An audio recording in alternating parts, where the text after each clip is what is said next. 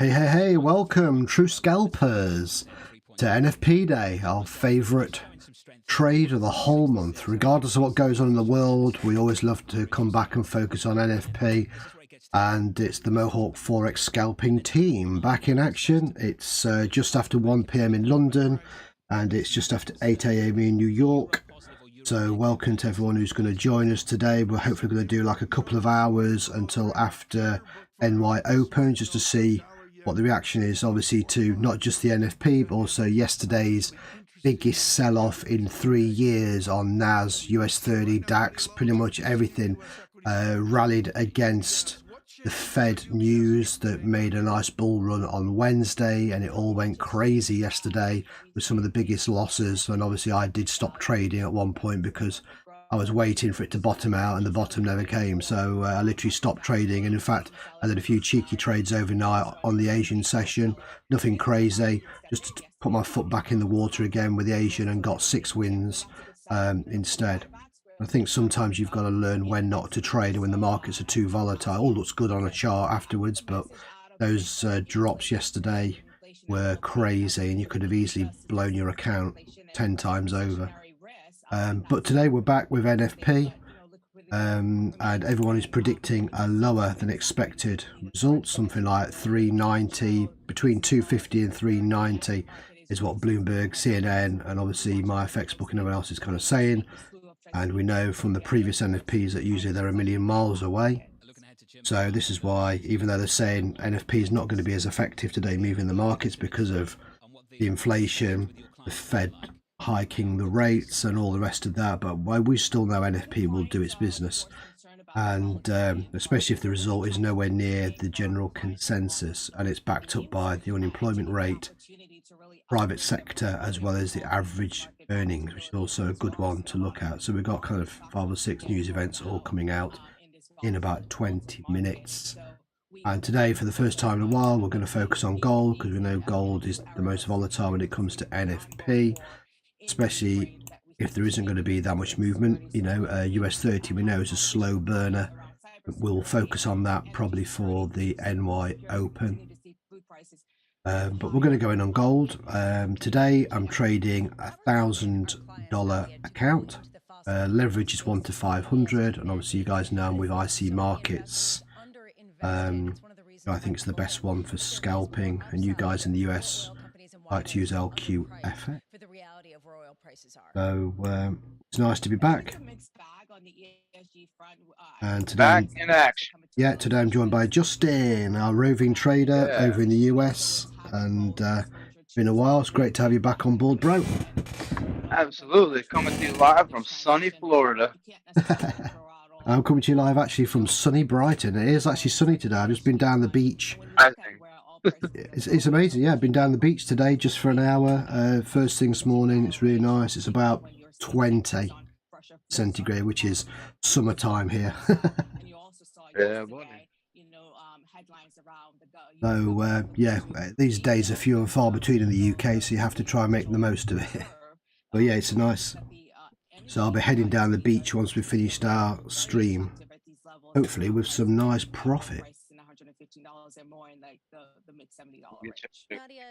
But yeah, yesterday was crazy. That sell-off yesterday on US 30. Look at that, man. That was like 7,000 points.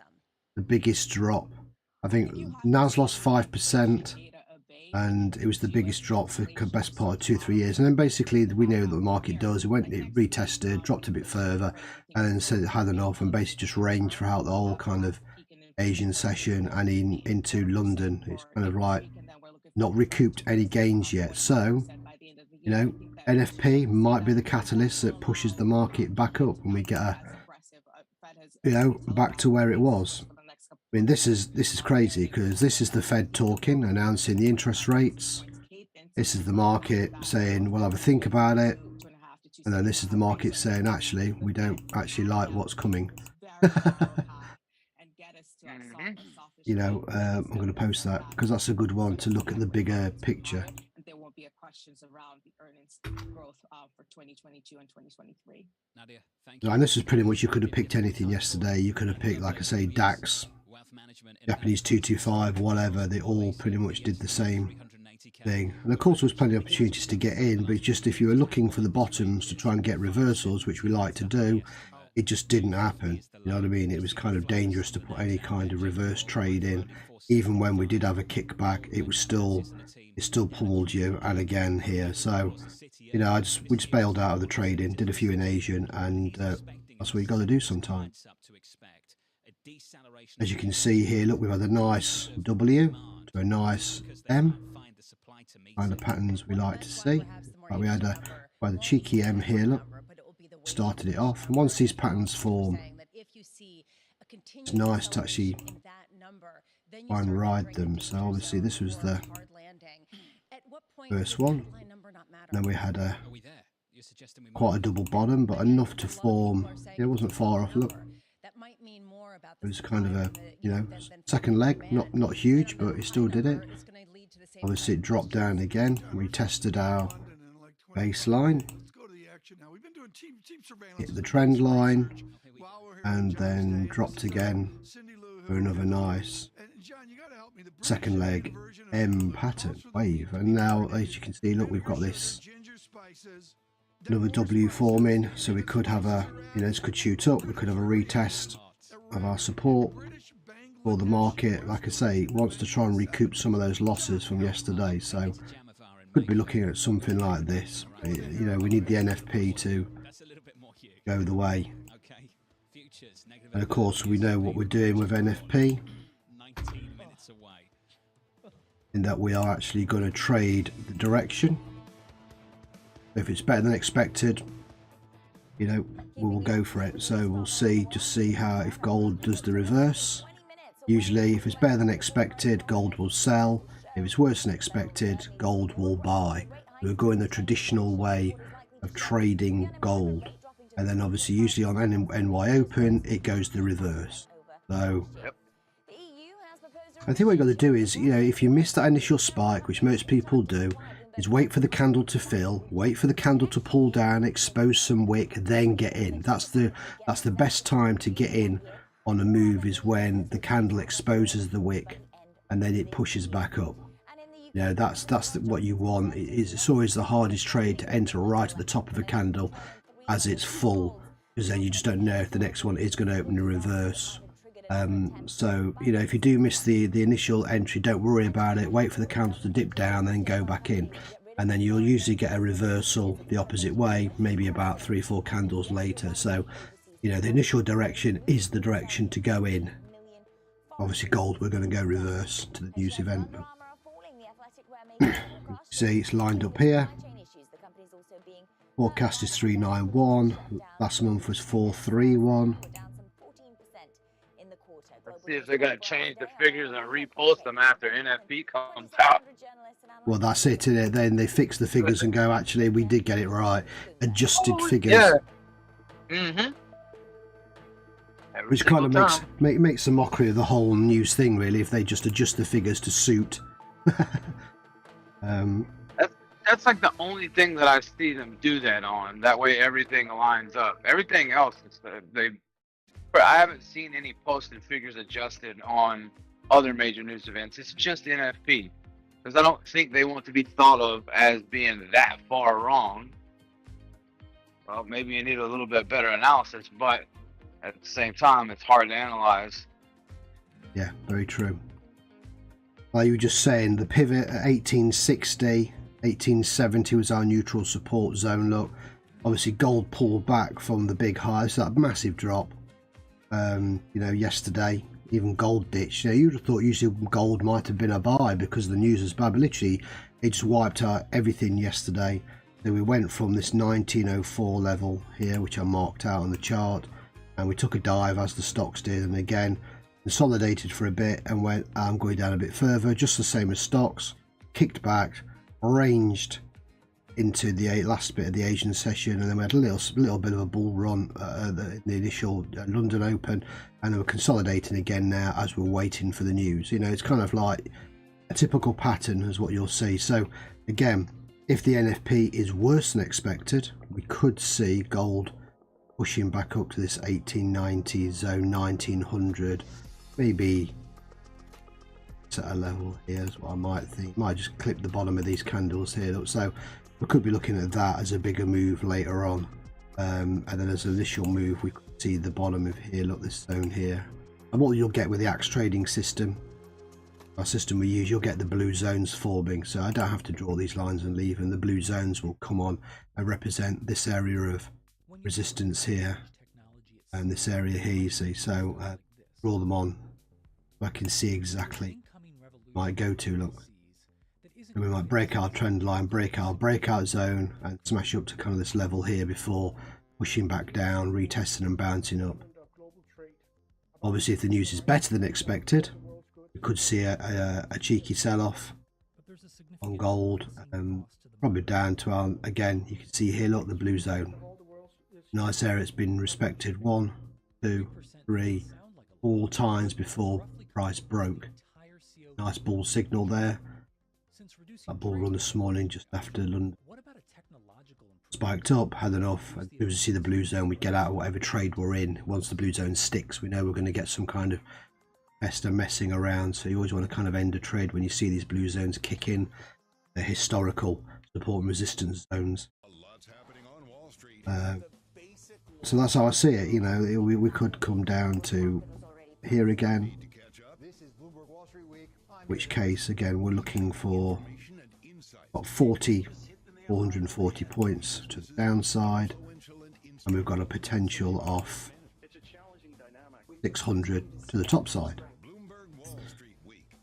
And again, I'm going in every trade I do, I'm triggering it. I just suggested earlier, I'm triggering it at 100 points profit, so it ultimately take me out of the trade at that. I'm not going to hang around, and I don't want to be spiked out, and I don't want to just kind of like be in the green and miss and not execute properly and go into the red. So that's the plan anyway. See how many trades we can get away. Obviously I'm limited with $1,000 as to how much we're going to go in on one standard lot. I should really go in on 0.5, but I'm going to go in one standard, which is $1 a pip on IC markets. So I probably can get a couple of positions away and let it fly. So margin, you need about $350 as a margin level. So I don't want to get stopped out. It's a big move. So I could knock that down a little bit. Go to 0.9, that's 274. I might do that. Actually, I'm going to do that. I'm going to go to 0.9. That's still 90 cents a pip. Yeah, well the margin's 274, so that's quite a bit of difference. When you've just got 1,000. Well, you know, risk it all. Let's see. You know, 10 minutes to go.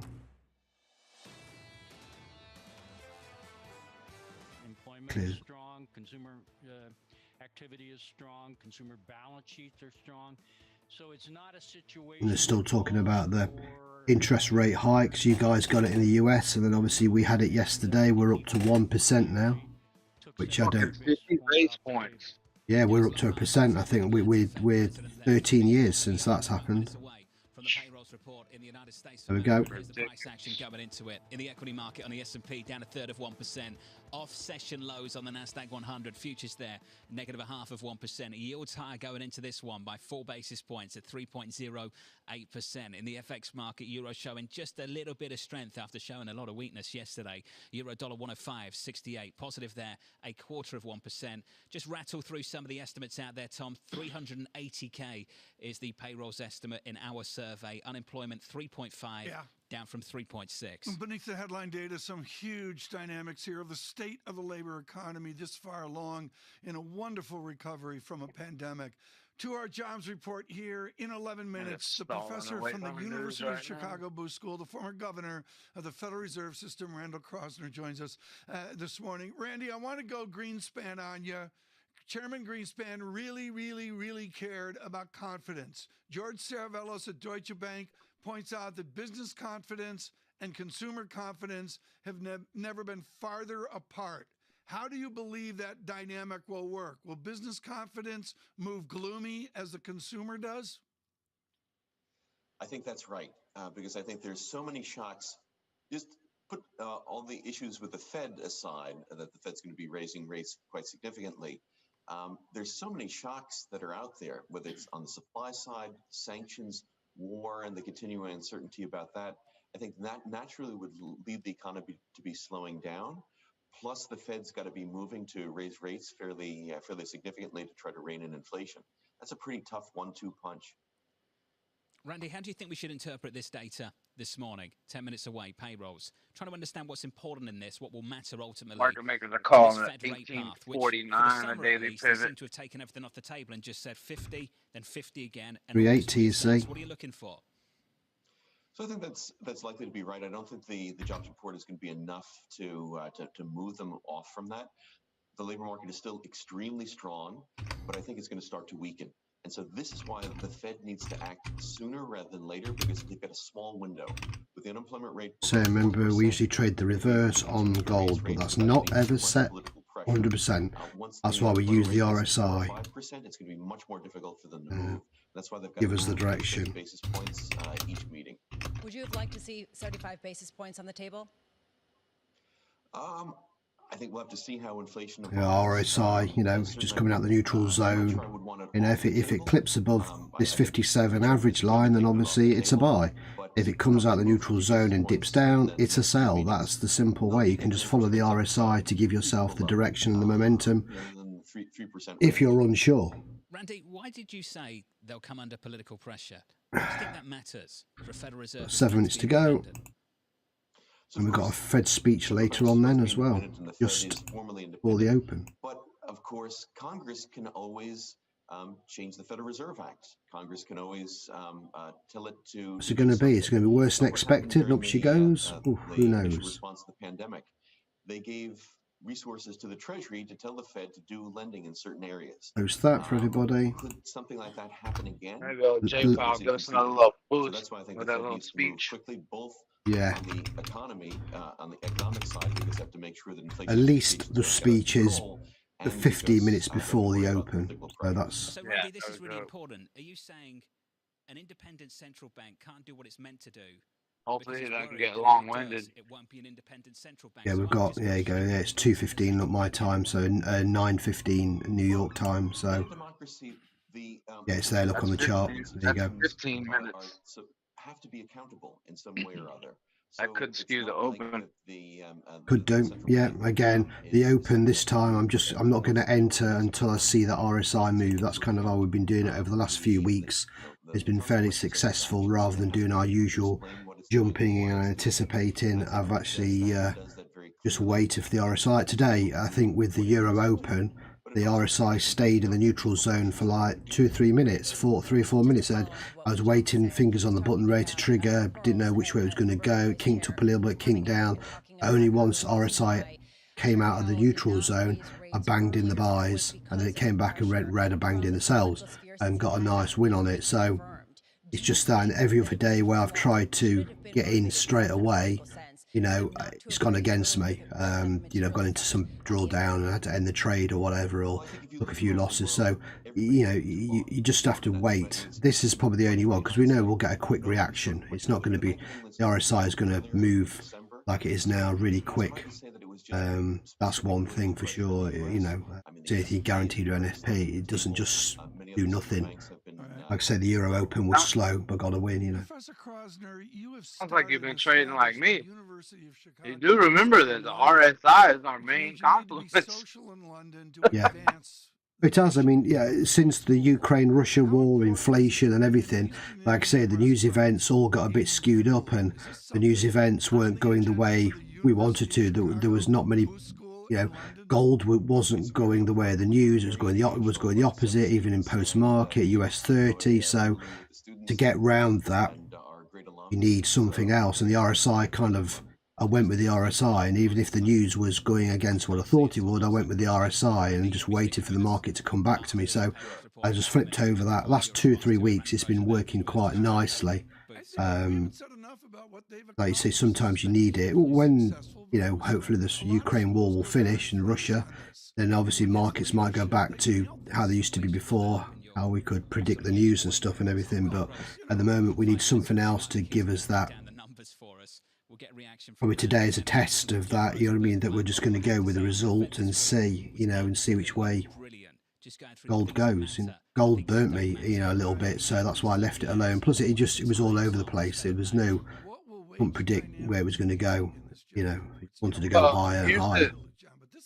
Here's the thing with gold. You've got fund managers with tens of $millions of assets under management, and they're pulling out of securities, and they're going with safer, basically safer bets for long term.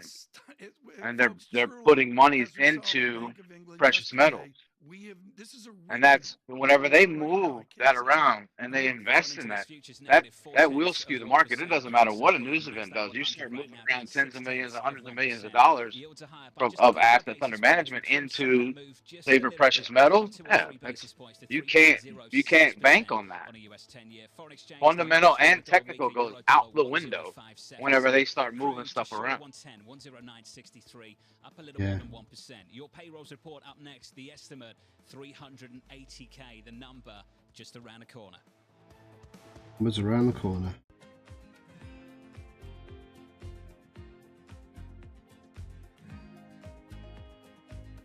Like I say, it's, you know, it's been up to that 2,000 plus level, you know, purely down to the Russia-Ukraine war, and just ignored any other economic calendar news really. Just, you know, this will be interesting to see, you know, whether it goes the usual way, which is opposite, whether it goes with it.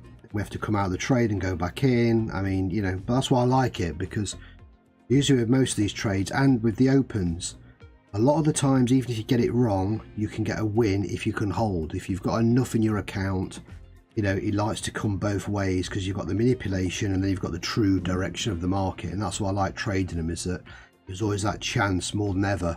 If you jump in on a trade where the trend is going one way, like yesterday, if you were looking to take a buy, you were screwed. You know what I mean? But on the opens, you do get it flipping both ways. So there's always a good chance of recouping, or at least breaking even if you get the direction wrong. And the same is usually true of NFP. But like I say, today, who knows? We know that it's highly transmissible. We know that 2 doses. We're going to be ahead of Bloomberg, remember, because this is like a 20-second lag or whatever. So, right, let's zoom in. Let's see what we get. Going to get some movement. There's my levels kind of set. Again, these aren't pending levels or pending orders or anything like that. They're just what I put on the chart where I think price might blaze to, and where we might get a pullback. We might get a blue zone forming. We've got a blue zone here. We might get one as a resistance if news is worse than expected, and we get a sell from here if it doesn't continue on up, where it's looking bullish, but that's got no indication because nobody knows the result, or shouldn't do anyway. We've got a minute to go. I'm just going to load up broker, make sure I'm on there. Like I say, I'm doing 0.9 just to give myself a bit of leeway. Got to pay $6 commission as well, so I've got to make sure, you know, set it for 100. I'll enter as many trades as I can.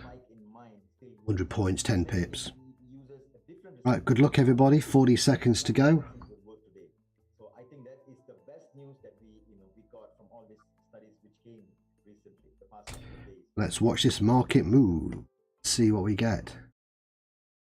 So it's going to start moving before you even see the result. Don't worry about that. Like I say, it could just suddenly reverse on you the opposite way to what the market does. You can see it now. Look, getting ready. Tesla will be in the pole position to dominate. 14 seconds. Fingers on the trigger. Available on the Bloomberg terminal, then on Bloomberg Television and Bloomberg.com. Front row, the best seats in the house for And we're in. business's greatest minds.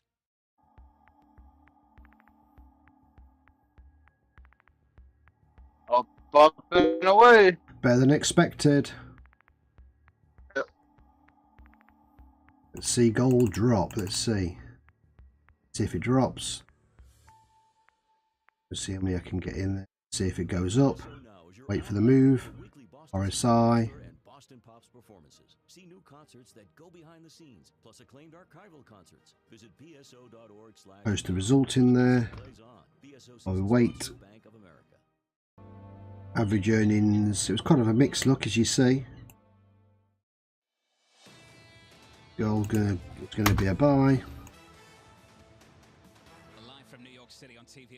Up gold goes. Your payrolls report is literally seconds away. Futures down a third of 1% on the S&P. On the Nasdaq, we're down a half. See if it pulls back from here or we get a buy. We're waiting. Points to 3.05. Your estimate is 380k for the month of April. The headline number for unemployment, your estimate is 3.5%. Let's get across to Mike McKee. Mike McKee, this one just a little bit delayed. Delayed, you say? Back. 1888. Bit of resistance. We're waiting, and it may be that there's just so many people looking for this. So we're starting to get the numbers. The unemployment rate comes in at 3.6%. That is unchanged from last month. We had anticipated it would fall to 3.5%. Go. Average hourly earnings a little bit less than economists had forecast. And the pullback. Pullback, that's what I've been waiting for. 5.5% for the annual rate. Perfect. Pulled off at 1888. From the prior month. Brilliant. There we go. Got 3 sales on that. Perfect. And it took me out at 77, 73, and 67. So that was $300 there from a $1,000 account. There you go. Just post my results. 0.9. Like I said, I had it preset at 100 points each one. 3 sales. That's all I could do was 3 trades. That took me to 150 margin. If it goes to 100, you get a margin call. So I went into drawdown of about 150. Then it's pulled back. Look, so we said it would be a sell because obviously the news was better than expected. So here we go. So now we can get ready for this break. If it breaks below here, we're going down. Let's see if we're going to get the manipulation. It's going to be a buy, or the real result is to the downside. Remember, both the private sector and the farms were better. Again, not a huge result this time. But let's see what, again, don't jump into anything yet. Watch the RSI. If the RSI is going to creep into that 70 zone, we're going to take buys and scalp to here. If it comes back down, then we're going to go for sells down to here. So that was good. Yeah, three sells there. Yeah, basically $100 each one I got there at 0.9. Now it's pushing up, look. Again, it's right on our breakout zone. Leisure and hospitality up 78,000. Especially, I don't know if there's a category for Indian food, Tom, but that's the adjusted figures. Look, is up by 44,000. Non-durable goods 24,000. Back up to 1888. Warehousing. Yeah. 1886. That's been an interesting one to follow because of the changes. Yeah, they adjusted the figures, huh? So, all in all, it looks like at this point, on first glance, a pretty good report, and it sort of supports the case Jay Powell is making. If gold breaks above here, we've got 2 minutes left on this candle. Let's see. Wait for the RSI. Mike McKee, thank you, buddy. Looking forward to your coverage, your interview. Got the 3 sells as I went in. As soon as I saw that hit that heavy resistance, you know it's going to pull back, and now it's going to fill the wick. Maybe on the buy. Let's see. Again, this is going against what we usually expect, which means there is going to be a sell-off on gold. The sell will come. Just wait. This is the manipulation, because we know usually gold goes the opposite way. New York Open will be your sell-off. Yeah, more than likely. And you know what they're going to, and it could possibly be 15 minutes before whenever the Fed speaks. And that's what they'll blame it on. Oh, Fed skewed the numbers. Fed skewed the, yeah. A lot more than it was expected. You've seen it many times. I think the job market is numbers are basically along the lines of what people had expected and along the lines of what the Fed had expected. Jay has characterized the job market as very strong. Exactly. A very strong labor market. And I think you'd said that the labor force participation rate is starting to move. See if it's going to push up. Further. Come back down rather, Randy, actually, to 62.2. The number previously was 62.4. We thought it would come back to 62.5, and that's what sort of jumps off the page at me. That seems to be where the surprise is. Bit of a downside surprise on participation. What's your read on that? So I think, that's been bouncing around a bit. It's been coming back, but still bouncing around. There's still a lot of people who are saying, hey, I'm not so sure about whether I want to RSI 72. right now. It's both having because trouble up I've there got at a lot of 1888. savings, so I Yeah. don't necessarily need to be working, and because I'm Into that still heavy a little concerned resistance. about those variants that are spreading around. So that's going to be a continuing constraint on growth, because you're just not going Oh, to see. looks like it's range time for the like Fed forced speaks, participation, boys. and that's going to continue wage pressure. Randy, thank you. See, Just the initial is it going to response push some up? of this, Tom. Is The it going to headline number retest for that heavy 28 resistance zone is again? 380k. The previous number revised, believe it or not, 428. There's your Wages coming revise. A little bit lighter earnings month on month, just a touch lighter, Tom, than expected. And participation coming in more than expected. We were looking for a rise there. We got a fall. It's reaching for Looking it. at unemployment. We were looking for a drop back to 3.5%. 87, 370 was the candle close on that one. Yeah.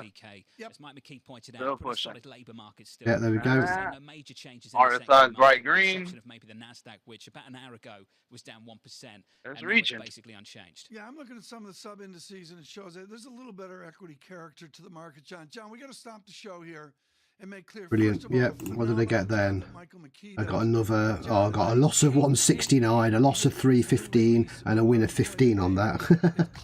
Oh well. Again, that's because I just didn't let my levels set. Still got $20 up. No, breaking that zone 1889. It's on heavy resistance now though, so watch out for the sell. I'm just going to adjust my level and IC to half of what I'm doing here. Look, do 80. Get that back. They got to fix this. I mean, the way it's From 100 to reset at 80 pips. There we go. 8 pips. All I need. I just have to adjust it. I don't need to get it that high. Right, let's see. RSI 77. At the moment, NFP is definitely a buy. I mean, I caught that sell because we know we're going to get a pullback, but NFP has definitely gone up. Again, wait, the RSI. Spiked down to 1884. Now we got spiked up to 1889. So we got a 50 pip range that we spend on NFP. But it hit that level exactly as I said. Look, here's the historical resistance, heavy resistance. Look. I think we're going to get a drop down here, so I'm going to wait for the sell now. As soon as I get a dip down, I'm in. Year over year, a little bit lower than that 5.5%, 5.4. Catch the top of that wick. So that helps Yeah. to offset. This is a little That's what I wanted to fill that. splitting hairs, but you know where we're focused on is the expectation is the healing on the supply side of labor market. So far, so good though. It's not bad. 302 losses of $5 and 300 profit. And again, that was all from $1,000. So I'm on nearly. Oh yeah, I'm on over 1,500 for the day. So that's not a bad. Very strong labor market. That's a pretty good return. Now, is it gonna pull down now? Look.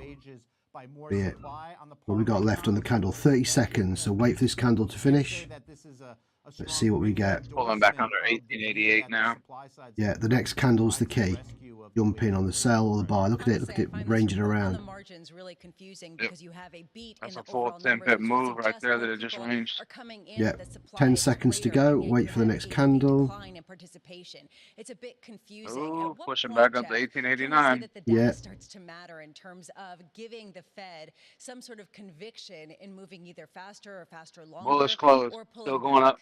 Yeah, still going up. Well, it's that wage piece, you know. So we're not really getting a material slowdown yet in the wages, and most importantly, RSI's as 80 Powell now, said yesterday, 79. you know, 1 month isn't going to be that definitive change. It's going to be the trend. Breaks that level, then I want to get in. And right now we're coming off of a very strong ECI print, the quarterly prints. This AHE rate isn't really materially decelerating. Now it's changed to support from heavy resistance, you There you see. go. In 1 month, but it Now will we're be moving that up. sequence of reports and lots of different reports that we track the labor market, from survey data to Atlanta Fed wage tracker to the ECI to the monthly labor reports. They all have to point to the same direction, that we're seeing. We should have a blue zone the forming fall, here pretty the soon. heat come off Yeah, not on the yet. labor markets. That will give the Fed the confidence that what Powell said 2 days ago is correct, which many people, you know, I think correctly may have disagreed with. You know, where are we with respect to the wage price spiral? His view. Brilliant. Oh, another nice win. There we go. on the buy. What did I get? 43 and 34, so another $100 there. Just over $100. 2 buys, jumped in. Perfect. Maybe a little bit on the margin, but it's a pretty mixed report. Another big range in this equity market. The S&P now positive 0.1%. The Nasdaq 100 up 0.2%. Beautiful. Like you say, it's always to do with that candle. We've got 1 minute left on the next candle, so I'm going to enter or wait for the next candle and see if this one's going to pull back. Turnaround, positive 0.25%. I'll be catching up with Rick Reeder, Jeff's colleague, in about 30 So, minutes. yeah, that's brilliant. And what this all means. I'll catch up with Anastasia Amoroso a little bit later. See what we're going to get next. And Mohammed Al-Erin around the opening bell. After that, TK, if you haven't had enough, we'll get the view from the White House. Secretary Walsh coming up very short. We're going to get this. Is it going to break to our next level? Like you say, we've got a moving average on non-farm payrolls with that big 700,000 statistic of 535,000. Jeff Rosenberg, let me ask you a really dumb. RSI is flattening out. Is it going to get a dip? We've got 39 seconds left on this candle. Is this the one where we're going to get per month over 90 days? Why are people lathered up at this sterling job? Hang on, Back wait. down to 1887.5. Yeah, let's wait for this candle to finish. 20 seconds. You know, go back to what Powell said Wednesday, what we discussed, and I think it was the most important takeaway because, what they're really trying to say is they're on the case of inflation, that inflation is the most important objective within the dual, or if you add financial stability, the 3 objectives. 2 seconds, here we go. Next candle. You can't have Is the one that's going to dip. broad-based and inclusive There we go. labor markets without price stability. See if we can get sales. Price stability is necessary for the benefits of that labor market growth. So if we're generating too much job growth, we're generating Bounce too off much our inflation, breakout zone. falling. And that's really the issue we have. And we're in and out. Yes. What do we get there? We got 28 and 14. So we got 30, 40 pounds, about $65. I just went in on that. Why did it get out? Because look where the candle is. On the blue zone. So we want to wait for the candle to break our blue zone support and our breakout line. Now what he said is, hey, they can do both. They can find So 2 cheeky sells. Remember, I'm only trading 0.9, not trading any crazy Lambo here. So now we're up to 1,611, which is, I don't know, it's about $1,800. That's not going to be the case, and they're going to actually have to tighten into restrictive territory. But it's because inflation is the most important priority right now. Jeff, after yesterday, there was this whipsawing in markets. Oh, $2,000. We're nearly $2,000 already, so we've nearly doubled our account. Is it time to buy the dip? And I know Brilliant. that you've been cautious. I'm wondering if you're more or less cautious after the price action and, frankly, the willingness that people have. Get in there. Absolutely go. Just wonder if there's any more. Again, now's dangerous time. Now you need to wait for it to break because you've got a lot of support here, or we could get a bounce up again. Could be a double top. But again, we just need to just chill now. We've had our run. NFP, 15 minutes of trading. I usually say 15 minutes is about it before it kind of, as Justin was saying, starts to range or run out of steam. But we could get the reversal now. We could get the sell that we were expecting. And if NFP was here, remember, we've hit our heavy. Now this has come back to saying heavy resistance from being a support. There's the blue zone that Justin was on about. Formed right at the key level where I said it would form. Yeah, and look what I say. I said I wouldn't need to draw the yellow lines because the blue zone comes in for us. This is the good thing about the axe system. I didn't have to zoom out and put that level in, which was here, look. Here, here, here. The axe system draws it for you, see? You're unsure how to draw lines? Bang, that's what it's all about. And that's why we've had a reversal now. But this doesn't mean it's going to be a full sell-off. We've got a lot of support here, so just chill now. Wait for the RSI, come out the other side and go red. If it goes red like here, look, even this is a nice cheeky sell down to the trend line. That was a nice winning sell here, look. And these are still, look at that, still 100 points. So this morning, I need to go to Michael McKeown. What are they saying now? Adjusting the figures. Today. This is Palo Alto. So we've got literally half an hour now, 30 minutes before we get the Fed speech. And the Hoover Institution. Michael, the Hawks. As you can see, it was nice that both payrolls were the same direction, private and public sector, and the earnings, like you say, were slightly, unemployment rate slightly. It's about as expected. 4.3 is not too bad. Well, it certainly makes the case. Let's have a look what US 30 did. What did US 30 do? The chairman and Jim Bullard have been making. And it was up. It was a buy on US 30 as well. You see, that makes it even more interesting. Look, there was your last candle. This is where NFP came in. Look at the spike. Maybe I should have gone on US 30, Justin. I really didn't think US 30 was gonna, but obviously it was better than expected news. And look at that. That was a nice. That was easier to trade than gold because actually it went as we'd expected. Look at that. It was 140 pips. And then obviously the blue zones formed, neutral resistances backed off. Could have got a nice sell on that. Trying to recover some of those losses from yesterday. Yeah. It was a nice easy buy on US 30. Going with news. Like you say, we're just waiting for the big reversal on gold, if there is. I mean, this is the thing. Gold's, there it is. There's your red. Look, can't you see? Is gold going to drop a bit more?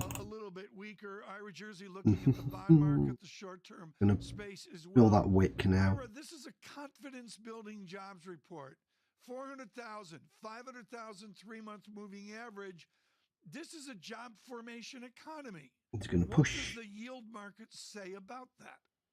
In grey. Treasury yields are certainly in a situation where they think the economy is pretty good, and the economy Break this level and touch that wick again. Stay reasonably robust. I mean, some of the details of this data, which you've just been talking about with Dax had a nice buy. Rosenberg, it does show that maybe some momentum in some of these figures is maybe rolling over a little. Brilliant. Got 2 sales. What did I get? $25. That's all. There you go. But I got in and out again.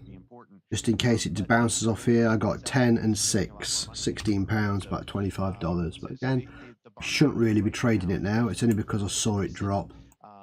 Yield curve, I think, shows that the market certainly thinks that you're going to have a reasonably good economy over the coming months. Does the bond market imply, Ira, that if you're going to do these kind of things, you've got to. This is where the true scalping. You've got to just be in and out. I just don't know whether that wick's going to fill or whether it's going to hit support now. RSI's come out of the zone. It's looking good. We go down lower. So this is the true direction. This is the manipulation. This is the true direction. If you had put a sell in at the news, now look, you're seeing you'd ended the trade. You'd be kicking yourself because you'd be in profit now. You'd actually won your trade. But you've got to be able to take that drawdown, which was best part of 50 pips. Now, if you can do that,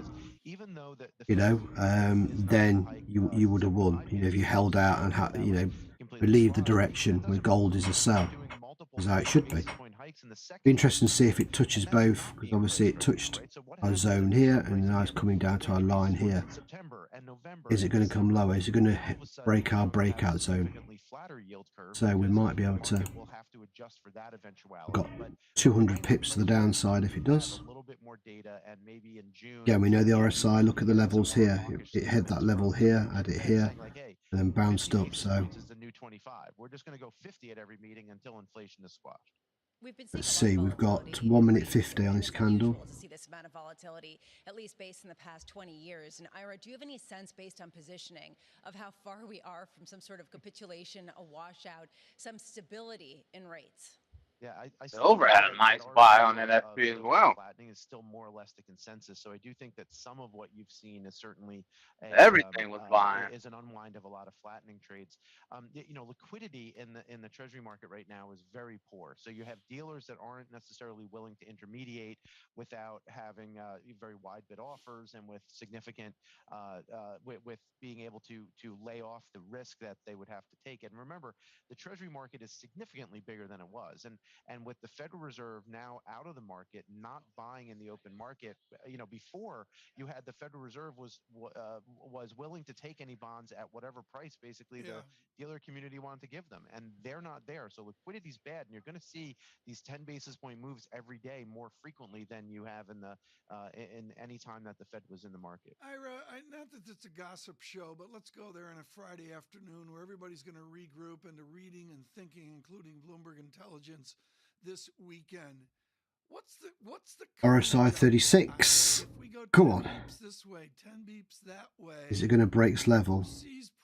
20 seconds left. 20 seconds left. Is it going to reverse up on us, or are we going to get extra sells? We're at 1879, so that's a support level. It could reverse up, you see. So you've got to wait for the candle to finish when you're in this kind of zone, the no man's zone. 36, not enough to tell you to sell. Next candle is the one. Here we go, 2-1, there we go.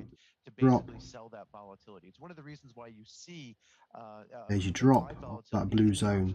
It'll wick up. Not only in the rates markets, which certainly have shot up and are sky high, but you talked about the VIX before, Tom, and that over 30 right now, that's implying that, look, we're going to have a significant amount of volatility. And I got another sell, $5 there. Didn't get out quick enough, didn't let it run. Took a 19 cents loss at 272. Win, but we're still good. I'm just going to print everything that I've traded so everyone can see what I've done on gold. It's quite easy because I've only traded gold today on this. What do you write about this weekend? I mean, again, to me, folks, this report is a massive continuum of what we've seen over 60 days is where we are. What are you going to write about this weekend, Ira? Yeah, so next week we're going to put out a pretty big report on where we see the fundamentals now that the Fed's out of the way. Well, give us a head start. No one's watching. So right now we're trying to determine, okay, what's the next step? Where are 10-year yields going to be? Now that we're solidly above 3% for the first time since 2018, where are we going to go? Are we going to go further and go beyond that? That was the 2018 yield high. Are we going to see 3.99%? Yeah. 23 minutes to the Fed speech, and we've seen in the last 14 years, or are we going to 38 minutes to New York True Session Open or Cash Open? Yeah, and then we've got a bear signal. You see, look at that bear signal. It's perfect. Came in to tell us push down, but again, we're coming towards our neutral support. I would be tempted to put more sells in, but I just want to wait now. Again, because I've traded. How many trades have I done? I've done, The 10-year yield 3.09%. Right now. Joining us now on the equity markets, Michael Cash. I've done 14 trades, taken 3 losses. My 3 losses came to $3, $1.69 and 19 cents. So I took it. I lost probably $7-8 altogether. But we're up, like I say, best part of 400. So that's pretty good from $1,000 start. So that's pretty good. It's just about gauging your lot sizes. 0.9. I was just going 2 positions a time. I usually like to do 2 or 3, but I think 3 is too risky with that kind of margin. You need to give yourself room for drawdown always, not panic. So at least we know we can do that. So that's pretty good. I think those stocks should have happy with that, especially with the backed up with what we did in the DAX session, and we'll see what the open does. Again, you can just see here, look, it's just backed off. Might break. Is this gap worth scalping? Probably not, because you get caught up so many times where it just reverses in a V on you like this, and bang, and you're hoping and praying it's going to come back to you, and a lot of the times it won't. See, it has broke it. Yeah, it's got it, but that's your true move. Yeah, that's your true move. And now there's the blue zone. Look, here you go. See, as the blue zone forms, you've got a historical level of support. Isn't it interesting how price hit both the levels I set out? That was the first one, and there was the second one. So just to tell you that if you have the account size, you see, you could win either way. Here was NFP. You entered a sell, you'd have won now. If you entered a buy, you would have won.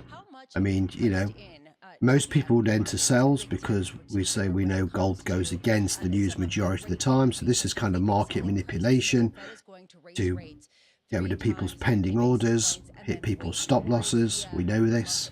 but we traded it, and then here's the true move, like Justin just says, the downside, as we'd expected from gold on a better than expected news result. So once you start knowing that, and then you can see this move and you measure it and go, okay, how can I give myself that drawdown? Then that's when you have to put the money into your trading account, or you lower your lot sizes until you can take 50 to 100 pips drawdown without panicking, because we know the chances of gold breaking this level and going up and up and up, going against the news, is rare in comparison to actually tricking you out and then going the way of the news. You know, that it's made a big move there, but it was unlikely to go this way unless the news had been worse than expected. Then we'd expect it to sell first, then go up, you know. So once you learn how markets move, particular things move, manipulation and with the true, then you can start, one, it stops you panicking. You know, if you entered a sell here, you'd go, oh my god, oh, I'm going to lose my account, oh, it's going to go up to 2,000, you know. But we know from the Axe system and the analysis we did, that more than likely it's not. It's just going to hit here, and we were waiting for that resistance to kick in and push the price down, which it has done. If you'd enter a sell here, which I did, but I got the win on it, yeah, triggered out at 100 points anyway. But if for some reason you hadn't set a preset level, you should have held all the way. You'd have only got out of that trade if the candle had broken above this level here, because we knew this level was coming. Keep in mind, we're far away from the daily pivot. We've got a daily pivot down around 1850. So we still have room to go back to the top side. And whenever you start putting all these factors into it with your fundamental analysis, especially with the Fed speech coming up, we've still got room to go back up. Okay, well, we'll do that. We haven't covered the meme since time began. But what that speaks to is profit companies versus less profit. Yeah, this was a break of structure on the preferred time frame of the 3 minute, but certainly, and in small caps, you've seen that's all can be skewed with fundamentals. Less profit companies. Yeah, within that indice. It's the same kind of thing with low vol. You want to be in low vol stocks. You want to be in low. As we saw on Wednesday, when J Powell got on the microphone talking shit. For Bloomberg Intelligence, the major thing Lisa and I saw this week were stunning predictions. The stock markets and every other market rallied against it. And nat gas. Are you people going to write this weekend about hydrocarbons? Probably not. Probably not. That's not the right answer. You're supposed to say yes. So we're all waiting with bated breath after the surveillance nap. Energy's only 2% of the. And look what happened. You see, there you go. Look, see how many people would have put sells in at that, and you only enter a sell if you see it hit the bright red and there's a clear air between. And even then, it's risky, but we know we can nip in and nip out. But once we see a blue zone form, a support, we are going to get this. Are we going to buy this? No, we're not. You know what I mean? Because again, it could just fill this gap here. Yeah, we could get another $20, $30 or whatever, but then also it could just continue on down and range. We've got 15 minutes now till the Fed speak, and we'll stick on gold, because gold is the one that might well move during the Fed speech for 15 minutes. It might not. It's only a medium impact, but Fed Williams, we'll put that in on the chart now. Than it does an equity implication, because that already has been an area of an Is here. There we go. But on a broader sense, does that yeah, it's all on Trading View, all the information you need into your fundamentals. Summed it up, this exhaustion. He said, please reach out if you'd like to vent. There you go, look. Increased to 428 from an estimate of 38. That's probably the closest, I think, for the last year. They've predicted. I was stunned looking. This is at the Dow, which I know is. Yeah, they're usually 100 to 2,000 off, or 100 to 200,000 off whenever they adjust figures, and sometimes more than that. Yeah. And the slow motion nature of it. And we're not used to that. We're used to down, pandemic, get over it, boom, stimulus, Biden saves the day, etc. That's probably why there wasn't a crazy. I mean, we've seen way bigger moves than that. I mean, that's a tiny move for NFP. That's atypical for NFP day. I mean, usually we're up here, so they probably were right. One, the prediction was around, you know, what happened, and also there's other stuff cracking off with interest rates, Fed decisions, war, etc. So, and here's the true move, like you're saying, even that is not massive. We've seen this move thousands of points You know, it's moved, you know, 500. And Lisa, to go back to back Fed Day and that excellence, and today after the market turmoil, I'm sorry. Kind of all over already, isn't it? You know what I mean? Like I say, 15 minutes to 20 minutes of scalping NFP is all you need to do, and then you need to just exit and get out of there. Close the laptop.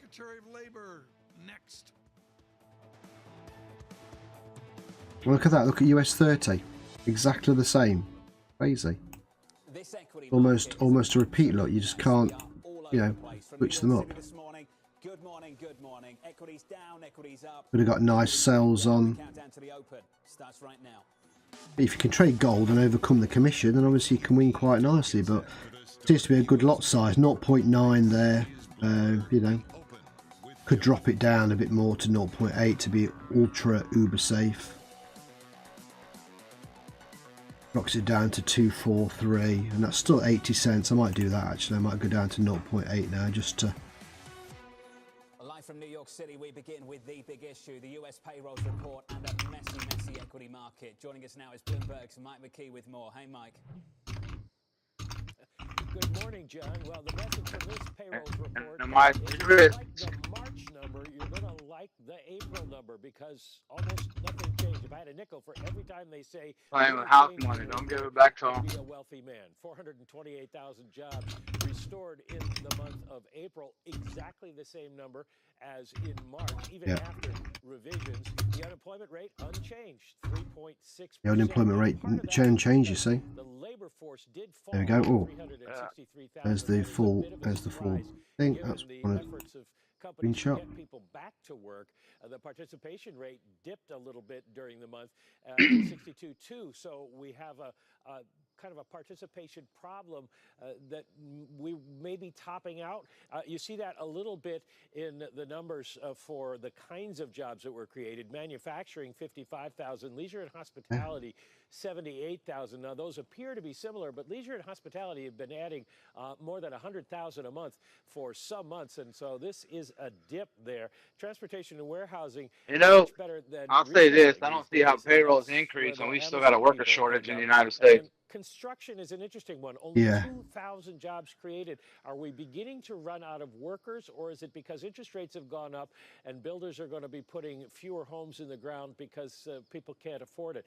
These are kind of the few questions that this report raises.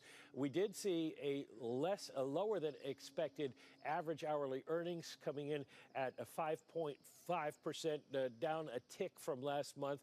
When you put it all together, there is a sort of feeling that at this point you could make an argument either way, that Jay Powell has time or that they need to get going because we're still seeing inflationary wage pressures. It's that kind of report today. We don't have a lot of distinction. Mike McKee, great to catch up with you, sir. Looking forward to the interviews through today. A few questions about this labour market report, a ton of questions about this market. Yields were up, then they were down, now they're higher again. On a 10-year by 7 or 8 basis points to 3.11%. That's the 10-year. Let's talk about the mess that is the NASDAQ 100. Yesterday, down about 5 percentage points. At about 8:30 Eastern time, after this number came out, equities snapped higher. An hour earlier, they were down about 1%. Right now, they're down 0.9% again. The range has been huge already. The lower session down 1.1%, the high up a third of 1%. BlackRock's Rick Reeder joins us right now to work through some of this mess, at least. Rick, so let's start with the jobs report, then we'll get to this messy market. Your reflection on the numbers that came out 30 minutes ago. Well, it's easier to describe the job market than the actual financial markets. I will start with this. I think Mike McKee described it exactly right. I mean, it's a number not terribly different. There we go. You see, look, ranging on our support. As we said, that's why you don't take a sell here.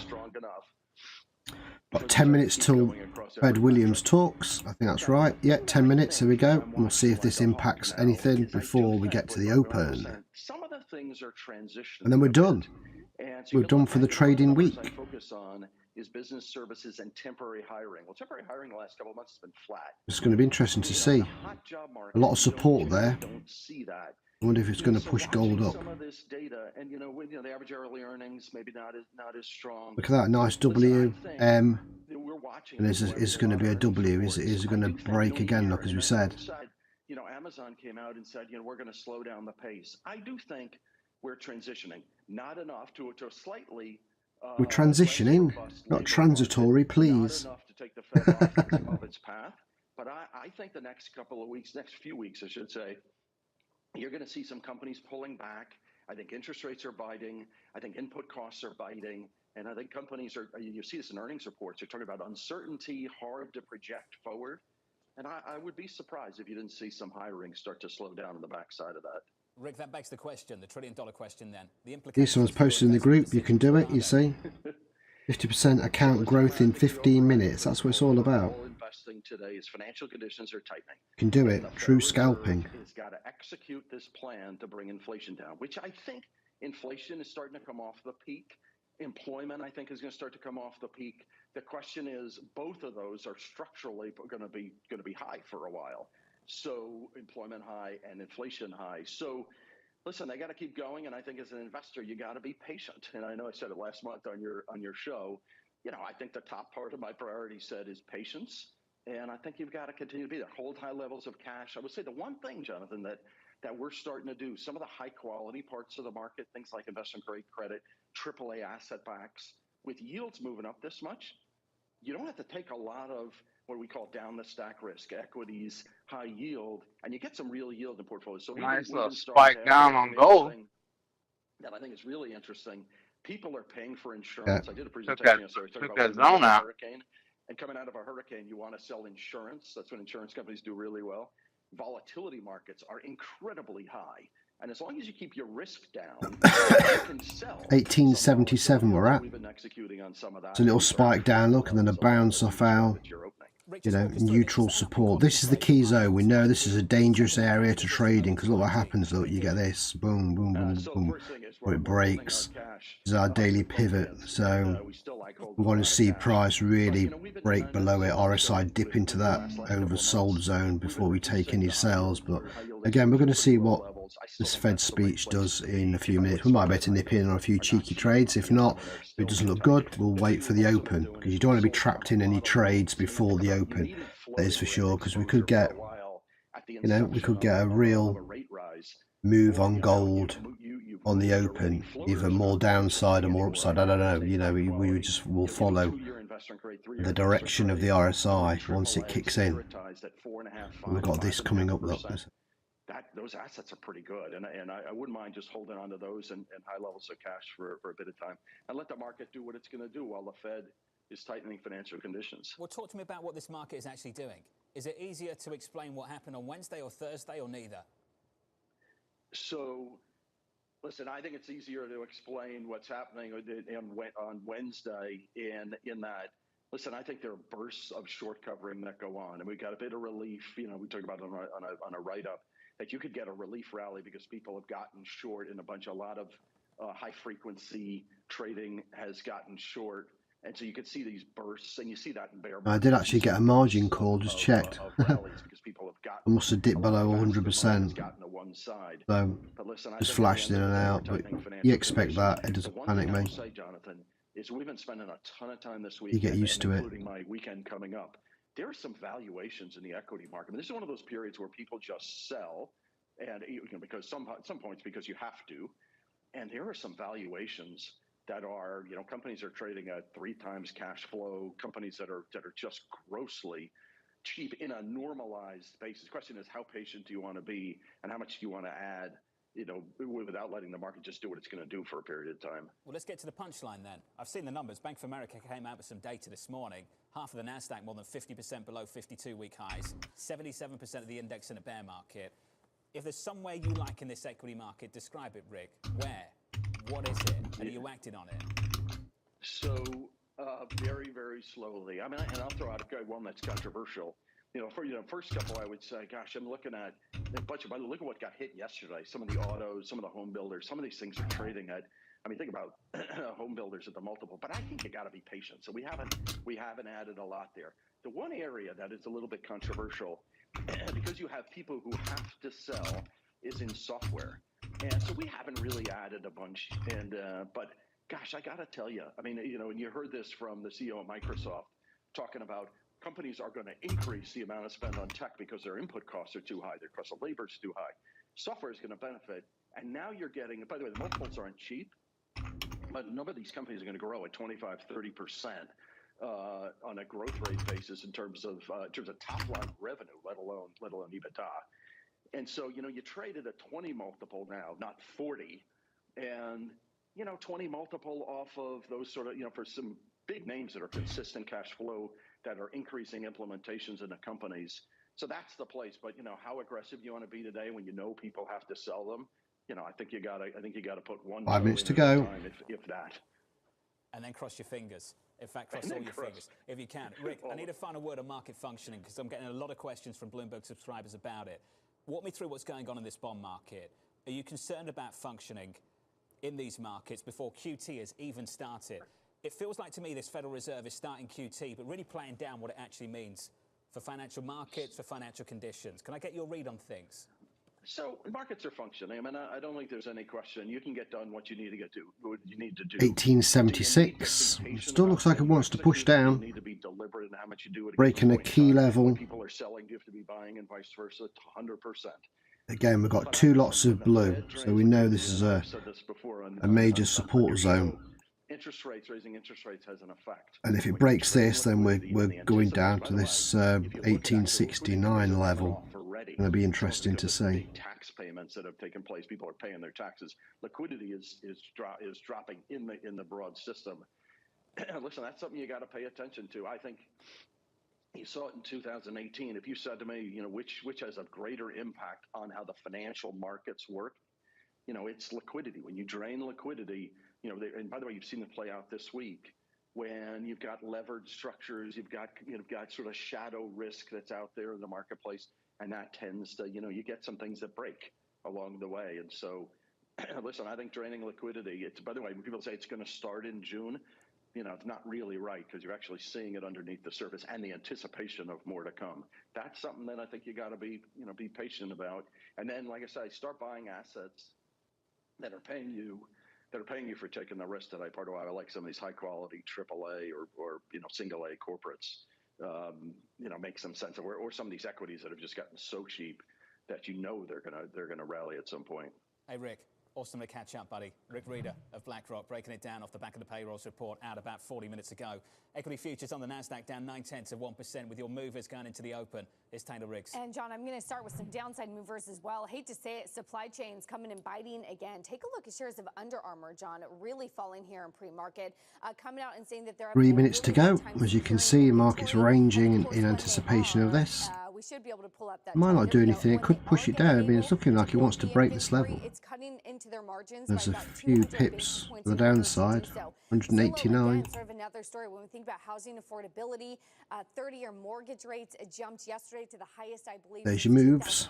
So a lot of headwinds on the macro. Virgin Galactic, Zilligan. Analysts are saying for the forward guidance. Virgin Galactic also highlighting supply chain issues, saying that they're now going to be delaying the launch of some of those space flights until the first quarter of 23 because there's a labor. RSI is getting down to that 25 level. Finally, I'll just end with some good news. We said it might. We know them as Square. We had Julie Sheriel over at 1875 now. Again, I wouldn't jump into a trade yet, like I say, because this Fed speech could just push it up. We just don't know, it could push it down. We'll go with the move on the Fed, but just don't be tempted. An absolute mess. Equity futures down about 0.8%. It is a mess. The opening bell about 17 minutes away after some absolute carnage in the last 24 hours. He's right. Open 17 minutes. We got 2 minutes till the Fed speaks. Yeah. Zoom in and see if we get a move. You never know. I'm going to hover my finger over the buy and sell. Like I said, I've lowered my lot size down to 0.8 on this. I'm about to get a cheeky sell if he pushes it down. You just don't know. It might not do anything. The fact that the market's ranging says that it might. Be nice if it is a continuation to the downside, but then all bounce off our support. So.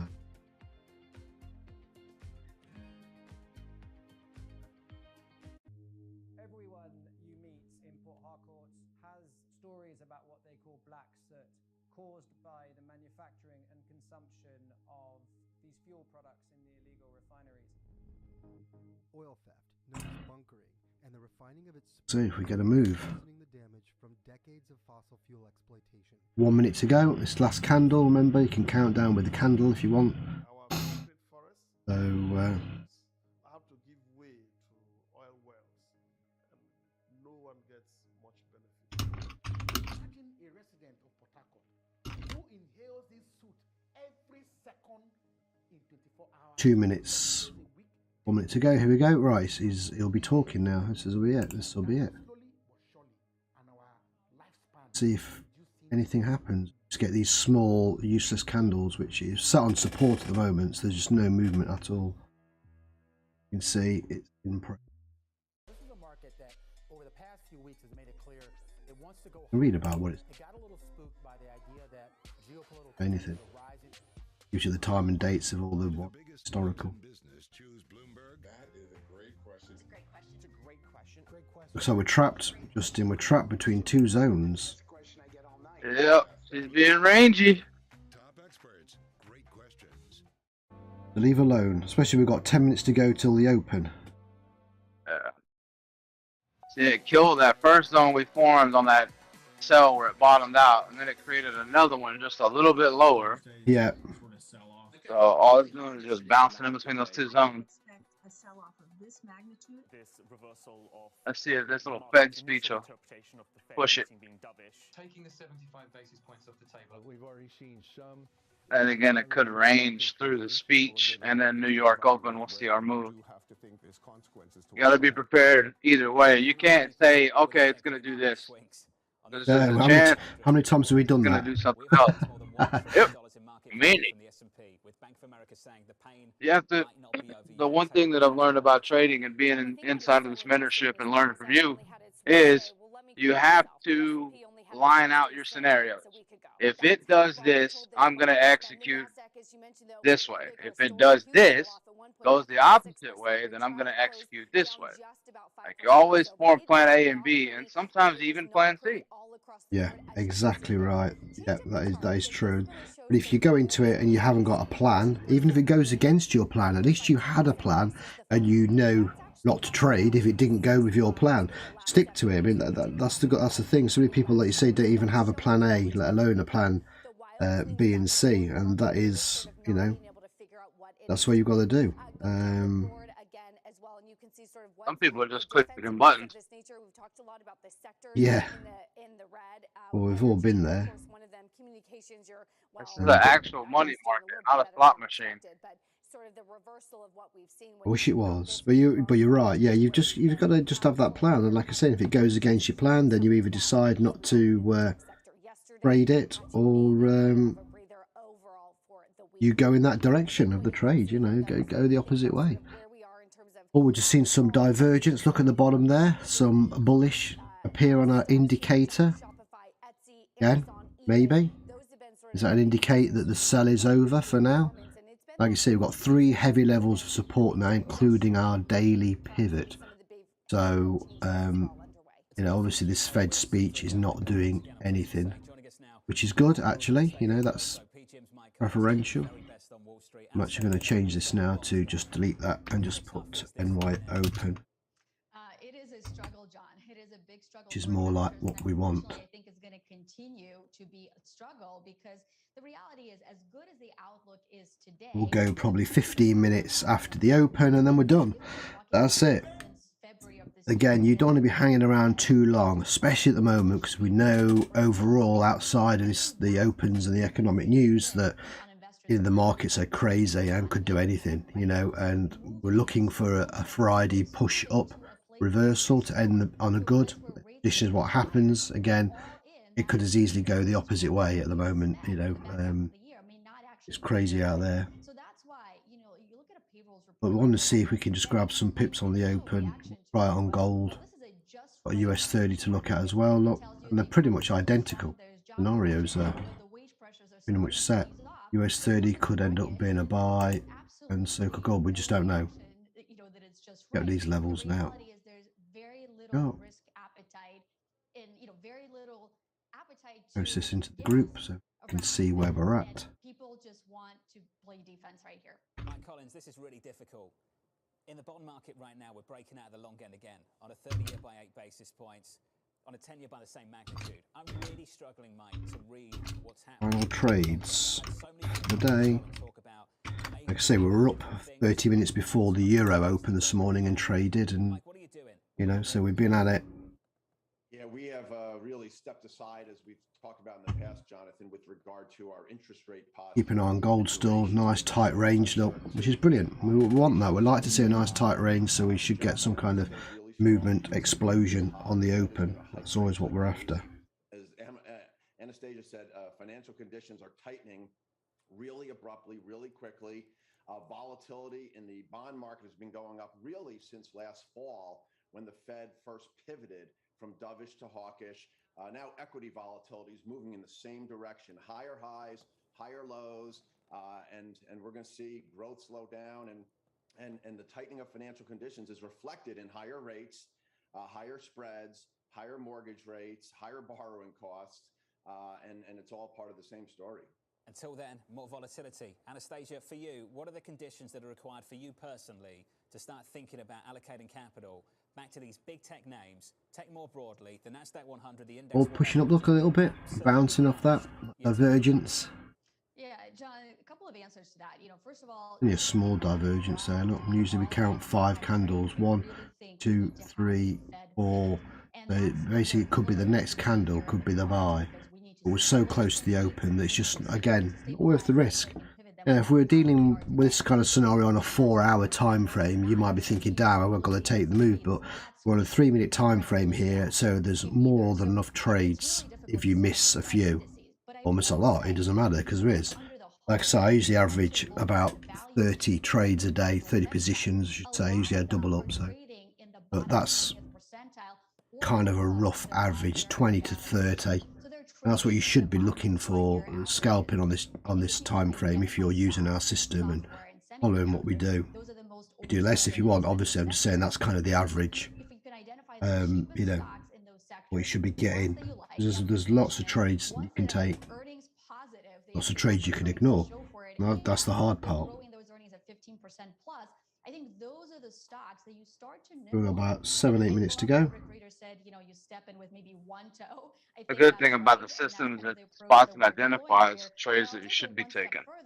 It's not just buying these stocks outright, but what can Yeah, you do exactly right. to monetize the volatility? You can always look back and go, I shouldn't have traded that. Oh no, you know, I did, and I shouldn't have done. We've all done it. We've all taken one too many trades. That's not necessarily over trading. It's just you get that confidence, so you just want to push it a little bit more. You know you should back off, and it's hard, but you just got to walk away, go get a coffee, get out of the system, and you get away from it just for 5-10 minutes. Then when you go back, suddenly you reset yourself, and you're not so keen to re-enter. But if you're on it like gaming kind of thing or gambling, you know, you just keep going till either, you know, you become a millionaire, or more likely you blow your account.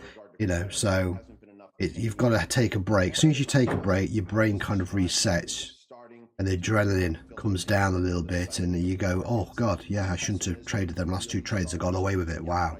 You know, and that's what it is. It's knowing when to walk away. And it's the same as gambling. I know that we're not gambling here. Some people call it educated gambling, whatever.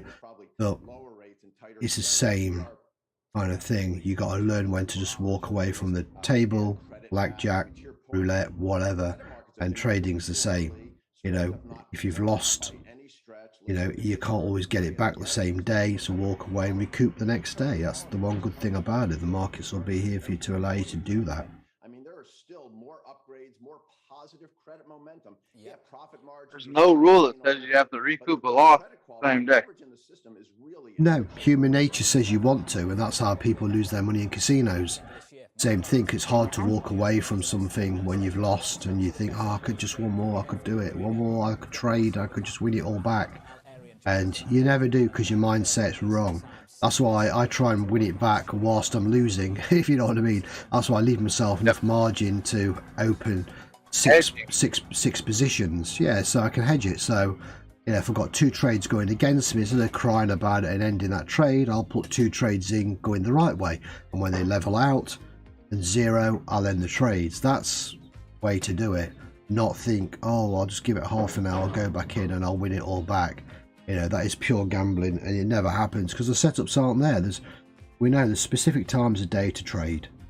You know, 15 minutes to half an hour after each open, be it Asia, Euro, London, New York, whatever. And then obviously in and out around the news events. Outside of that, it's the riskiest time, because the volatility is not there to move the markets, or you're stuck in a trend going one way and you don't know where the reversal or bottom is. So again, you've got to be disciplined as a trader. Get up at the crazy hours, go to bed at the crazy hours. If that's the time that's best for the market, not for you, then that's when you've got to trade it. You can't just turn on the screen at any old random time and say there's a trade. Sometimes there is, most of the time there's not. And that's my experience, because I sit here hours and hours a lot of the time looking for them trades, and now I've identified the best time zones, the best areas to trade in. And then literally what I'm going to do after this, in 20 minutes I'll be down the beach, and that's it. I'm not bothered that there's still 5 hours of New York or whatever left, and I could be winning more. I could also be losing more. I could also be losing what I've won for the day. That's how you've got to be, rather than thinking, rubbing your hands together and just going to keep trading until I hear the final bell. It's hard. It's very, very hard to get out of that. Very hard, especially when you win. You know, because you just feel you're invincible. You think, this is it. I can do it all today. And especially on a Friday when you know you're not going to trade till Monday. But that's great. Thank God we don't trade 7 days a week. You need to have that break. I don't want to lose my money to the market. I want to lose my attendees on cold beers after I'm done trading for the day. That's it. Mine's going to be the same. I've got a nice, I got a nice IPA in the fridge for later when I come back. There you go. And then Sunday we'll probably do a Zoom call or a, you know, a lesson with the guys in Discord, especially if you're around, Justin. Like I say, if anyone wants to join us, then obviously go to www.mohawkforex.com, the website, and all the info on how to join. And our Discord group is all on there, and gain access to the axe trading that you see on the chart. But we usually do regular Zoom calls, lessons, one-to-ones and stuff as part of joining the team. So we try and help people as much as we can. And I will be around on Sunday, just let me know. Perfect, yeah, brilliant. 3 minutes to open. 3 minutes to go. And that bed speech didn't do jack squat. Well, Gold's just poked his head up a little bit, look. He's Just poked his head up to the neutral. But again, we don't know. We don't know which way it's going to go. Lowered, like I say, my lot size, and I've lowered my take profit down. So we'll just see how this goes. We can get 8 pips. That will do me on 0.8, which is 80 cents a pip. Remember, we're talking 100 points. So you work it out for yourself. So, you know, it's enough without being greedy. We're going to watch the RSI. Is it going to go into the neutral zone and break up and go green and there's a buy, or is it going to reverse on us? You know, popping in and out. Yeah. So we could be. We've got plenty. We've got, looking back, we've got 270 points to the downside, so that's great. On adverts now, while we trade the open. Good luck, everybody. See if we can get some final trades for the day. As I say, I've not traded gold on the open for a while, but obviously with it being NFP day, I'm thinking this one's where the move is going to be. They'll probably all move on US 30 as well. Look, I mean, they're all pretty much in the same range, look, so you can jump in on either really, but I'm going to go in on gold. And you can see we've got 50 seconds, 40 seconds. We're counting down on the candle here, look. Best way, watching the move on Trading View. Not watching it on your broker or individual, you should be watching it on Trading View. RSI is 46, and if it doesn't move initially, don't click anything. Wait until you get either the kink in the RSI, the move, the upside, or the move to the downside. You know, there's no panic. You're not going to miss too much. But what you could do is go in the wrong direction. I'm going to try and avoid doing, obviously. we'll see. Here we go. 10 seconds till the candle forms, so the RSI will move. At the moment, it's looking bullish, but hitting that resistance, we just don't know. It should be strong enough to make a level. Okay. There we go. Bullish close. Yeah, let's just wait and see if we get any green or whether it's going to pull back out of that neutral zone. Look, again, you don't want to jump in yet. You'd never want to take a buy on a resistance zone unless you're a complete idiot. No gap there between that and the breakout. So we'll just wait. We'll just wait. RSI hasn't done anything yet. 50. In many ways it is. But if I told you through the close yesterday, the Nasdaq 100 on the week was down just 0.03%. If you didn't know already, you probably wouldn't believe me, but that's the story. Futures all over the place again this morning, and good morning to you. The S&P down 0.6, the Nasdaq down 0.75%. Let's see open bounce, switch to the board and get to the bond market. Post payrolls, yields lower than higher, breaking out again by 7 basis points. RSI 48, 49. In the FX market, euro dollar 105.83. RSI going to kink down. 0.4%. The euro stronger as ECB official after ECB official today talks up getting rates up to zero. What did US 30 do? Ah, US 30 sold off. Look at that, you see. So we should have gone with US 30. But it doesn't matter. That's the messy coverage of the cross-asset price action, or rather the coverage of the messy price action. The US 30 was a nice, easy sell on the open there. John, take a look at We took that. We didn't. We decided to stick on gold, but nothing has happened as yet. But not so the case with Amazon. You're down Wrapped in a range, in it. So that we had last July, down 32% from some of the recent highs that we had. say 1878. Report. So it's another sort of tough day here for Amazon. For the individual corporate results here, John, you want to see the RSI break our average line, you say, and go green before you look at a buy, and it'll be into the wedge and above our baseline. But while we're below the baseline, bearish and rising, so that is basically a range. Here from some higher cost to get goods on the shelves. Peloton, John, this is an interesting one. We got reports. There we go. RSI just dipping down. Is it going to dip? Is it going to dip down? It's going to give us a cheeky sell, maybe. It's going to come out of that zone. This alone looks like the restructuring of a necessary balance sheet relief has not yet come. That could be the impetus for this. Another big sell-off here. Got 30 seconds left, so we might as well wait till the end of this candle now, rather than jumping on a. To the close with you and the team a little bit later. Some of those names have been absolutely punished. On the West Coast, Bloomberg's Ed Ludlow just pouring through some of this. 20 seconds. Couple of days. Yeah, RSI right in that neutral zone, which is not a great setup. Right, we're down 0.6% on the Nasdaq 100, but size and scope, right? Is it going to sell off? Straight weekly decline on the Nasdaq 100 as it stands. Worst losers. 8 seconds to go. Next candle forming. Powell gave tech stocks, particularly high multiple software stocks, a shot in the arm on Wednesday because he took 75 basis points off. No fast move on this one. Here we go. Next candle. Discount the value of future profits on high red. Let's like see. That, on the Nasdaq 100. We're immediately changing our mentality to worry about recession fears from higher rates and the ability to deliver a soft landing. There's a really good note out, John, from Bank of America this morning pointing out that over the past 140 years, there's been 19 bear markets. And look, we're pretty firmly 19 in bear markets. Territory, right? That gave us an average price decline of 37.3% and an average duration of about 290 RSI is 42. Now, usual caveat, right? Past performance is no indicator of future performance. But based on current factors, today's bear market ends October 19th. And you're going to kill me for this, John. With the Nasdaq 100 at 10,000, right? 10,000 level. We're at what? 12,740, 1,240. The other bright spot is there's been a pullback in valuations. The Nasdaq 100 RSI 43 is still red. Average price to earnings. Still wanted to sell. 21 times estimated profit. Wait. Where are the dip buyers? Wait for that break. Here? Come on. We had Dan Ives on the tech show last night of Wedbush saying. At least get a cheeky sell to end the session with. But we are so bearish. Kinks up. Obviously, we're going back to our buy, but we're just hanging on here. Slow moving today, very slow. He's been pretty transparent about how difficult that view has been over the last few months. Ed Ludlow there on the West Coast. We were conditioned to buy the dip because you were rewarded by it, by that behaviour.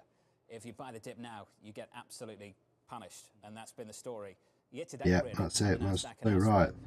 There's no dip to buy because it hasn't dipped. It hasn't finished the dip. Good friend of mine, Mohammed You know. Mohammed, let's start with the jobs report and just start there because we've got. Well, it's probably the first open we've not traded, but obviously it hasn't done anything yet. We're just waiting to see if the RSI is going to, you know, continue red. If it does, we'll get in on a sell. Pops up again, we'll just wait. The cause of a recession or significant slowdown. I just wish labor participation Found some decent support on that on our blue zone. What are your thoughts about that, Mohammed, and why is that a major concern as far as you're concerned as we start to think about the inflation picture a little bit more? Because right now we're dealing with supply side issues, and the labor market is part of the supply Nice building work going on near me. Sorry about that, you can hear that. Both supply side and demand side. RSI is pushing down. The longer we have supply side problems, the greater the risk that we're going to pull down demand, and then we have both supply and demand problems. So that's why I'm hoping that we are going to be able to relieve some of the supply pressures, because otherwise they will in fact Engine around, we're going to get 42. Inflation. So that's why it's really important to continuously ask yourself the question, are supply side issues really getting better at a fast rate? And they're not, unfortunately. Are you concerned that the situation that the Bank of England is confronting right now is in the Federal Reserve's future? I am, and I Hey, we did it. I wrote yesterday on Twitter. Yeah, we got 23 and we got 19. So we got about $65. There you go. Look, and let's see if that pulls down. You can see I just took that because it just dropped 0.8. I didn't go crazy lot sizes. There's your open on gold. We got some profit. Independent central bank to put out their best judgment that are not politically influenced. And I think the Bank of England is leading the way on this. If I may, are you implying there's something the Federal Reserve is not being open or honest enough about? Yeah, I worry that the Federal Reserve has tried to be... Like I say, why did I get out of the trade again? You know, because again, you're on all these support zones. Why do you want to be risking it? RSI had just dropped down a little bit, so I took the sell, got in and out. About 20 seconds, it was done. So that's how you want to be. That's true scalping. And now it's just dangerous, really, to put a sell in or a buy at the moment. So that's the end of it. We'll check the economic calendar. There's another speech coming up later on tonight, an hour before the New York session ends. Bloomberg is reporting their stocks extend losses to a second day. As we can see, that's very true. Look at this. At US 30. Woohoo! You've been done on that, on the sell on US 30. Yeah. Two-part question then. One, and I think you've explained it. That candle going to break. Well, how long have we got this candle? 1 minute 25. Even if they weren't intending to do it. And two, do you think this Fed, more importantly, has a credibility issue? They're going to push. So it definitely has a credibility issue. It has a credibility issue with selling big time. And that is why Chair Powell chose to address the American people at the beginning of RSI 21, look at that. Big sell-off on inflation is the #1 issue right now, and it increasingly has a problem with the marketplace. Like I say, I'm not trading because we're done for the day. Are they giving us honest forward policy guidance or not? So yes, there is a credibility problem, and yes, it was a mistake to rule out a certain action. We don't know enough about the path of inflation to rule out certain policy actions at this point. Mohammed, I'm really concerned by some of the things I'm hearing from... So we've done 1, 2, 3, 4, 5, 6, 7. 18 trades, 3 small losses. We're up. Like I say, as to what the leadership going forward of this Fed was going to be. we're up about 20%. Really good. Well, happy with that. For a lot of people, Mohammed, I want your reaction to it. So I took note of this, Jonathan. Good sell-off on this though. Perfect. I've been taking note of Bill Dudley's comments, many other Fed officials. It is fascinating to me how many former Fed officials, and I'm not talking about former in years, you're talking about former in months. Really wants to sell, doesn't it? Look at that. Themselves from this Fed. And it speaks to the credibility issue. Watching this. Going to hit heavy support. Absolutely essential that the Fed regain credibility. It will not do so until it does what the ECB did last week, which tell us why the inflation forecasts were so wrong for so long, and how have you improved inflation. Really big sell-off. RSI 18 now. And come out honest. It's not going to be able to restore its credibility, and it's going to find more and more people very close to the Fed. Gold's dropping back down as well. Brilliant. I got in there on the sell, did it? What did I get? 25 and 26, £50, $65. Yay. On the sell on US 30. And that is it. I am done. 2 cheeky sells. So 2 final. We haven't priced credit risk. We haven't priced market functioning risk. We are still in the process of pricing. And this is what I mean. Sometimes you can just flick to a chart and there's a trade, and there was it. I was just watching it move up and down, and you could see that was going to go lower. Now it's dangerous. But this is like yesterday. Look how RSI was so low. It's going to buy, and it never did. And you can see it's just extending the losses. But now we're reaching this heavy support. That's where you want to be getting out. As soon as I see it wick down any kind of blue zone or heavy support zone, I'm out. Now if this changes to resistance, if it breaks through, then we're going further down. And obviously we're not taking buys on US 30 now until we see this trend line breaking. So let's go through what you just said piece by piece. You said rate risk was nicely priced. but yes, Fully priced. Given what you've told us on this program a few times now, that you think the Fed won't go as far as some people think it will. You said the credit risk was not priced. so we've ended up with 1726 from a 1200 start. So that's pretty good. So we're up about 700. And why you think we're not there yet?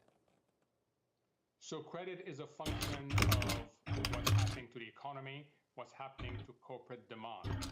And there was a big question mark as to how much demand destruction are we going to get. Right now, That was just before NFP. Ooh, beautiful. Beautiful, beautiful, beautiful. It's now time for the beach time. That's it. And you can, I mean, again, keep watching the 30 for any kind of pullback, or it's on its way down to the depths of hell. Look at it. Ooh, what a sell-off, man. This is why today, like today, we've done the NFP, we've traded the volatility of the NFP. It's better to leave it alone. There was the sell on, again, on gold as well. Bit slower, but it did do it. And now that's against major supports. You need to wait for it to come out all this blue zone and break 1872 before taking any further sells. And the RSI wants to be 25 and below to do it. So obviously trade safe, guys. You know, that's what it's all about. Here, look, here's your blue zone. You see, look, as soon as that blue zone kicks, look at the price, up it goes. So that's where you've ended the trade. That's why I've got in and out. That's true scalping. And knowing how to quickly take your profits and get out. So yeah, nice wins on gold and US. Is that evidence of the kind of concerns that you have? it's certainly an evidence that you're getting patchy liquidity in the most liquid of all markets. And that's important because people have stretched for illiquidity risk and they've gone to places Catch you that they seem to be liquid, next but week they are actually illiquid in normal for more live true scalping. Now Justin's back. See, you brought me the good luck, Justin. That's it, you see. That's it. So yeah, it's a big deal. If the most liquid market in the world, Lucky rabbit's foot. Yeah, told you, missed you. you should be paying attention Oh, to wait. that. What does this remind you of? Things are finally starting to level out, so I'll be back on here more often. This reminds you of? Yeah, great stuff. So it Great reminds you of No problem. episodes, and we've had Great stuff. All right, everyone. Well, thanks for joining us and watching. Watch this back. Learn how you true scalp. And like I say, successful NFP and New York Open traded again. So we've had a really good week. And if you want us as your mentors, then obviously hit us up at www.mohawkforex.com, where you can see how to join our VIP Discord group and join our small team of true scalpers. And until next week, have a good weekend. We're going to hit the beach now, drink a few beers, and get away from the charts and the screens, which is what you have to do. Give yourself that downtime. We'll be back Sunday night with our team to do a lesson on Zoom call. And then obviously we'll be back trading on Monday for the Euro Open, bright and early, 6:30 AM UK time. But then we'll do some more live streams. So click the like button and get yourself the notifications so you know when we're going to be live next. And have a good weekend, everybody. Trade safe and catch you on the next series.